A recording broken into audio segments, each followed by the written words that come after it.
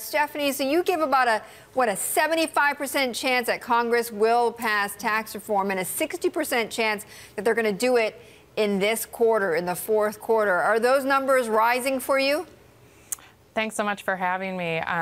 You know, they will go pretty high if the Senate can pass this bill on the floor, if it happens tomorrow or early in the morning on Friday.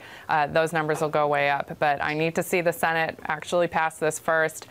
Where they are right now is exactly where the Senate was with ACA repeal earlier in the summer. They made it this far, and it was on the next major vote on the Senate floor during this reconciliation process that we saw Senator McCain, Senator Collins, and Senator Murkowski end up voting to kill ACA repeal. So I don't think we're quite there yet, but obviously I'm very bullish, and I think it's very doable. Right, we're not quite there yet, but do you think that we could encounter, could this be Obamacare 2.0 here in the Senate?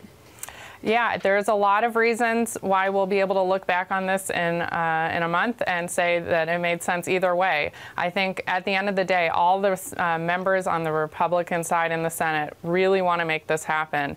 You see Senator Corker, we were talking about this earlier on the program, looking at that trigger option to try to help him justify a vote as someone who cares deeply about the deficit. So I see them working very intently to try to make it possible, but every one of these issues that they raise could raise other issues, other problems on the floor. Right.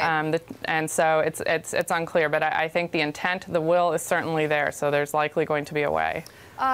Indeed, and Stefanie, it seems like some of the big issues we thought, like the SALT deduction, the individual mandate in in the ACA, those have been largely resolved. So what do you think is going to be the biggest sticking point now?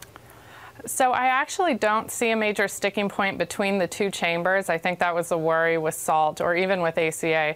ACA, interestingly, I think has brought a few senators to the table. Senators Collins and Murkowski may end up getting a commitment on individual market stabilization in exchange for a vote to repeal the individual mandate as part of tax reform. So I actually think it ends up winning their votes.